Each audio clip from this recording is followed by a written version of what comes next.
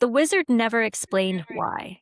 He gave them an address and a clock and told them it had to be delivered before the stroke of midnight. He told them which way to leave it against and not to drop it, but he did not tell them what it would do, because he had learned long ago that telling people things only gave them ideas, and ideas made things complicated. What the wizard did not account for was Bram. Bram was the one holding the candle, which meant Bram was in charge of the light, which meant everything depended on Bram not doing anything stupid.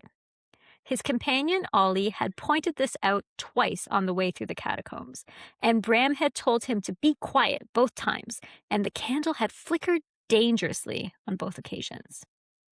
The clock was heavier than it looked. Ollie had said so at the beginning and had been saying it ever since in the specific tone of a man who wanted to make sure everyone knew he said so. It was an old clock, dark wood, a crack running down one side, the hands frozen in time. It had been sitting in the wizard's vault for longer than either of them had worked for him. It did not tick, and it did not make any sound at all. Except Bram kept thinking he could hear something. Not a tick exactly, more like a quiet voice he couldn't quite hear. He'd been trying to ignore it for the better part of an hour, but he was finding this increasingly difficult. Here, the not quite voice said. This one. Bram stopped walking. What are you doing? Asked Ollie from behind the clock. I think it's this one, Bram said, looking at a door to his left. It was not the address on the list. The address on the list was 3 streets further and up a flight of stairs, and Ollie's arms were tired, and the candle was going out. It is not that one, said Ollie. I have the list. I know you have the list. The list says the other one. I know what the list says. Then why are you stopping? Bram could not explain why he was stopping. He could not explain the not quite voice or the way the clock had seemed to shift slightly in Ollie's arms in the direction of that particular door, this particular house, and that particular wall. He could not explain any of it, and so he said the only thing he could think of. My candle's going out. Ollie looked at the candle. The candle was, in fact, going out. Fine, said Ollie, and put the clock down. They left it against the wrong wall in the wrong house belonging to the wrong family entirely. The wizard never knew. The address on the list remained unvisited. The clock sat where they had left it, silent and still, the crack running down its face like a smile. Somewhere, at a distance that had nothing to do with the geography, something shifted. The clock had been waiting a long time to be in the right place. It had simply needed 2 men, too tired, to argue about it. The wizard is still looking for a way back, but the clock is no longer his. That's great. It was really hard for me to I'm drawing and I'm also listening to the story and going, oh, that's a great story.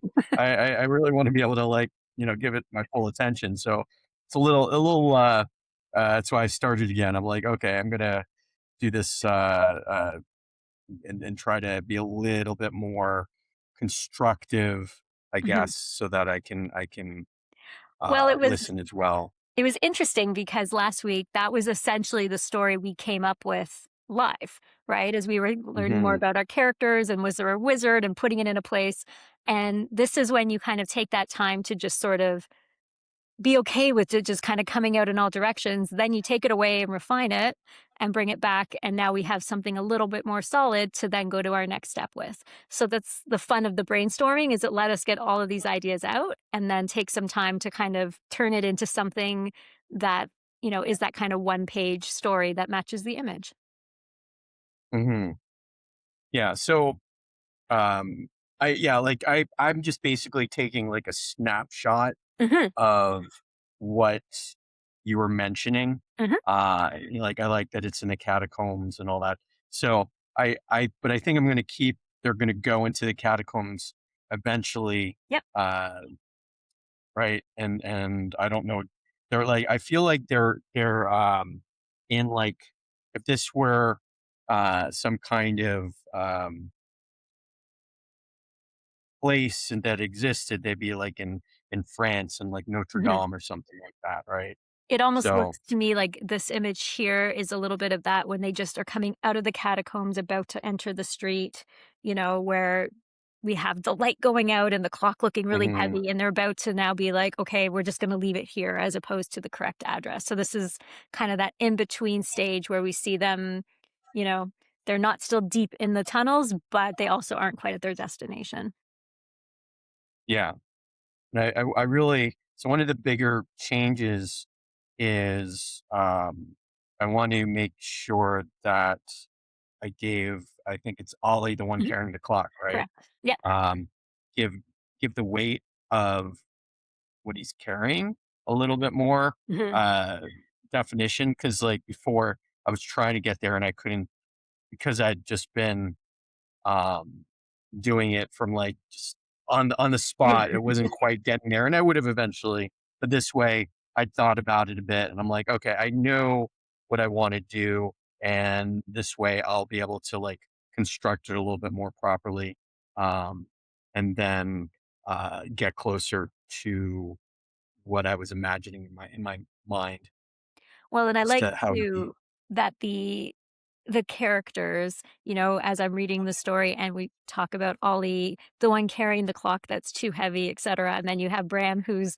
this big guy and he's the one with the candle. It's kind of funny because it looks like he should have probably been the one that took the clock because he's, the bigger guy, but that's not how things worked out, which again gives that really interesting visual of the bigger one with the little light trying to keep it on, and then Ollie kind of struggling along with this huge clock that weighs an absolute ton.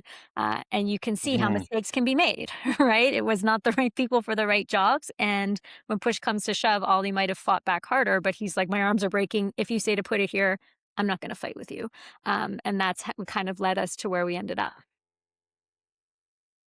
Yeah, well, and that's it's playing against type, right? You're Mhm. taking um this thing that somebody would expect you to do, and you do the opposite of it, and then because it's kind of a nice surprise, it leans more into like a more nuanced story, right? You're taking archetypes or things Exactly. that stereotypes, and then twisting them around, and then it makes for a much more uh, interesting story for somebody to go, I wonder where this is going to go, because it's not going the way I thought it was going to go.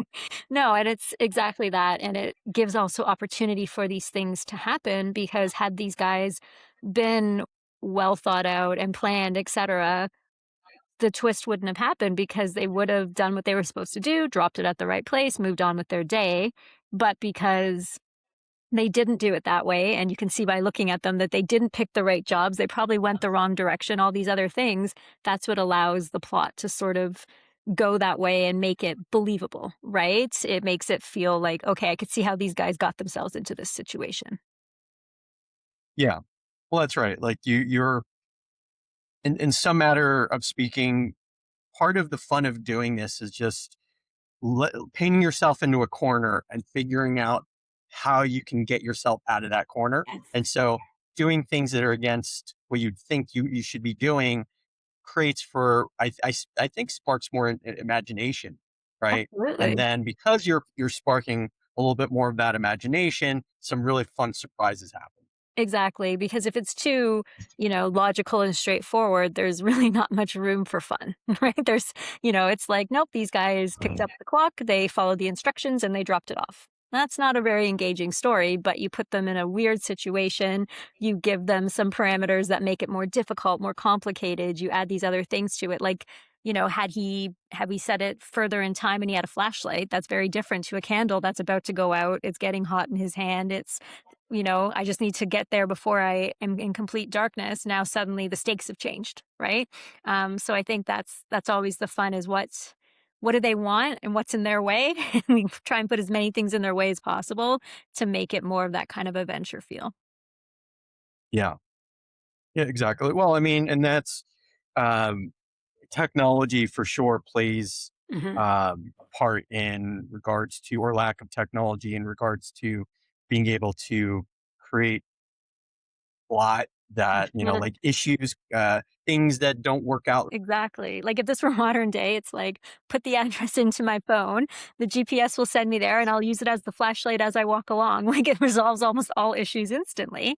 And that's where, where and when you set your story also makes a difference because it's no longer believable if it's modern day. It's like, well, grab the clock, get an Uber, put in the address, and you're good, right? So if you want to, Yeah. certain situations need to take place in a certain time in order for the obstacles to be accurate. So you don't end up with things that are completely unbelievable because in a modern situation, these things just wouldn't happen. Yeah.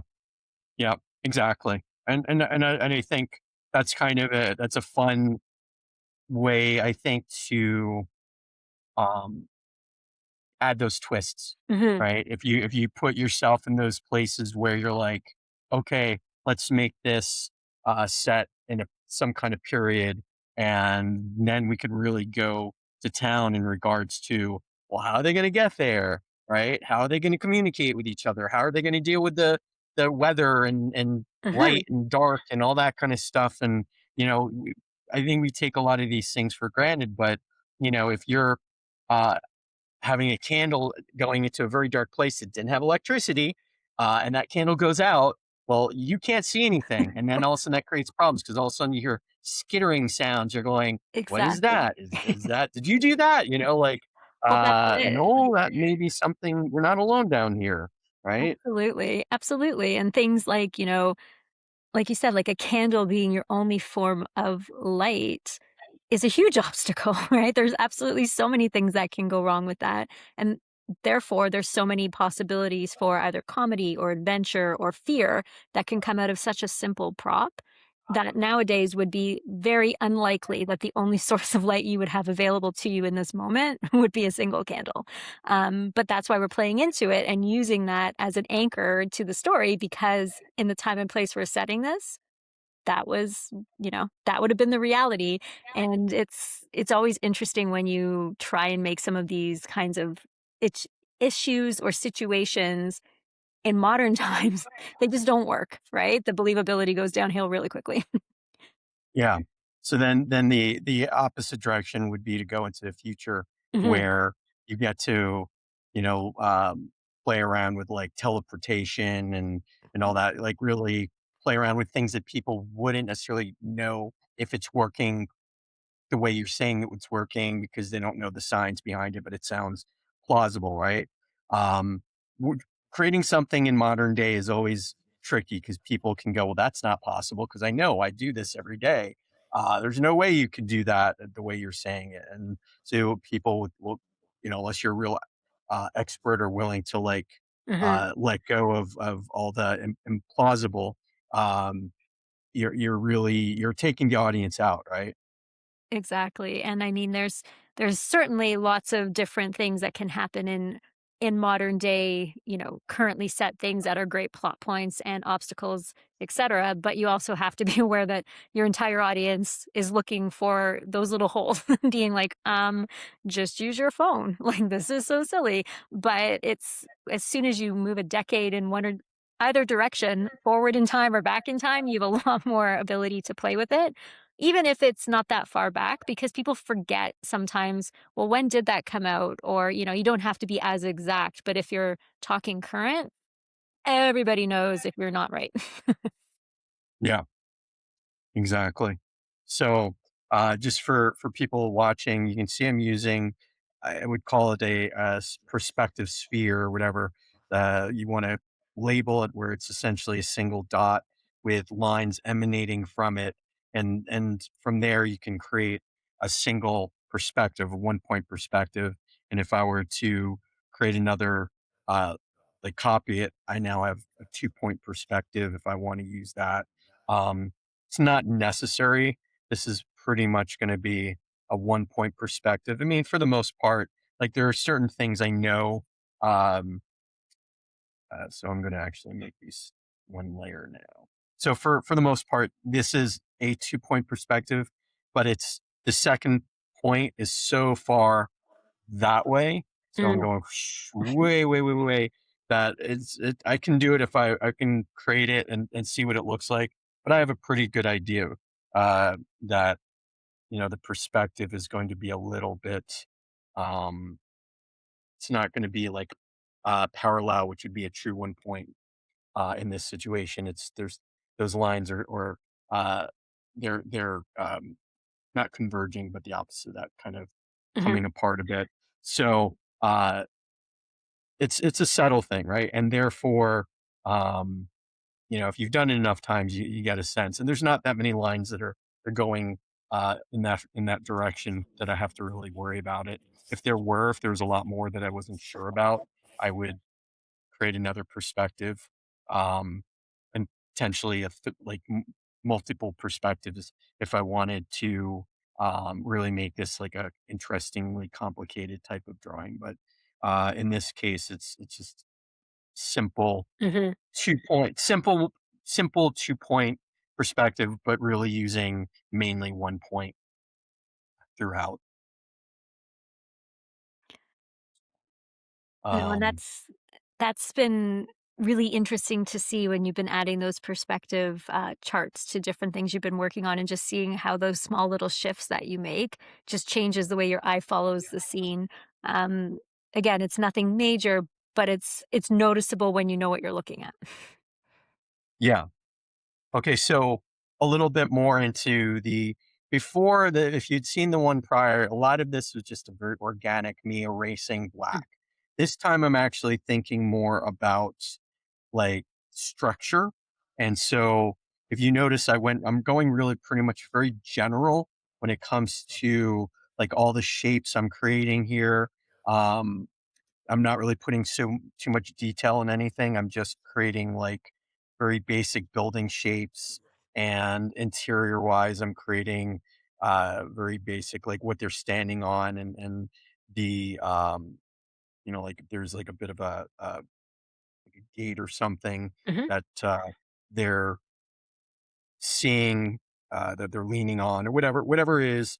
They're all just very basic. And then I'm now starting to think about, I've gone through it. I'm like, okay, if we really wanted to, I can remove this and go, is this working? Does this feel like this is a solid composition? And I think it does. Like, to Mhm. me, it does. It feels like um, it's a livable world, right? Whatever kind of world this is could exist.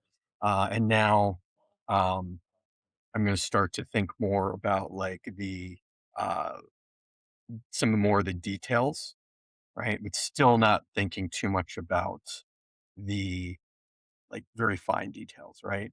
So just making sure, uh, like the whatever uh, pose this person's in, that it works still in regards to what they're leaning on here. So maybe the the whatever you call, I'm having my brain fart right now, but essentially, like his knee is almost coming out of the other side of it. So there's Yes. plenty of room, I think, between these stone or wooden Mhm. type of the railing is. Um, and then this person here, I think, gonna just make it so it feels like they're actually leaning on the thing, Yeah. right? I'm talking about the filling in the form here, so dividing up the head to indicate roughly where the eyes and the nose and all that kind of stuff is going to be. Same on the other character. Um, Like, these are all the things you just this is not a lot of, like, creativity, it's just a lot of structure, right? So what would you compare this stage, I guess, for the writing This you would were be, like, outlining, right? Like, you wrote down sort of your rough story, your rough draft, and now you're going back and being like, "Okay, what is my actual, like, the outline of all the things that need to happen from point A to point B in order for it to make sense and have the details in there." So this is kind of that stage where we had our sort of rough draft, right, that we did previously, where you did all of it and it looked really cool and had this vibe, and now you're being like, "How do I take that and turn it into a more structured composition, so kind of breaking it down." So that's what I would sort of compare it to, because that's basically what we did last time as well, right? Like with the story side of it, is I just kind of roughly told a story and then I went back and structured it into something that was a little bit easier to understand and navigate. Yeah, exactly. So there's always comparisons you can Mhm. make. There's always parallels you can make between um, different mediums, the writing and the drawing. Yeah, the creative process is almost the same at its core, no matter what your actual outcome is, right? There's always those same few steps that you kind of have to follow to truly go from a big idea and funnel it down to a deliverable product. And no matter what that end result is, if you're creative, you kind of still follow that same web to get to the end. Yeah, It is it really interesting how different of a vibe this is from the last one that you did. Like, just in it's the same piece, right? Like, it's the same mhm. composition, but with the other one being so kind of abstract almost, right? With the dark and, like, it just this is like, oh my gosh, like, it's almost like you peeled a layer off. And now we're seeing, like, behind the curtain of that abstract, like, what did it actually look like? It's really fascinating exercise to see the difference of those 2 techniques. Yeah, well, and that's what I wanted to show.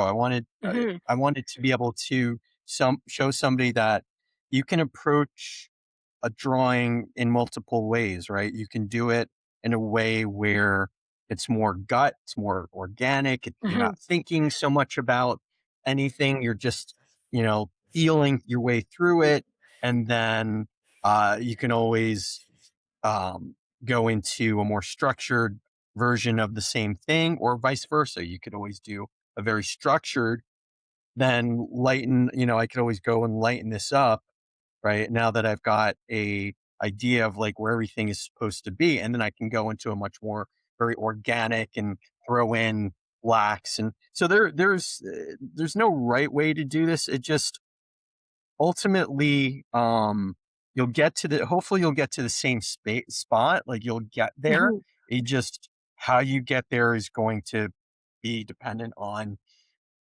your personality, the day, like, how your skill sets, like, Mhm. like, how many skills how many tools you have in your tool belt, like, all of those things will determine how you decide to get to the finished product. It's always I always recommend if you have the time and uh, I guess like access to different books and videos or time to experiment and see what it looks like to try something different Mhm. because you may not use that process from beginning to end, but you can take little pieces of it and then put it into your own workflow.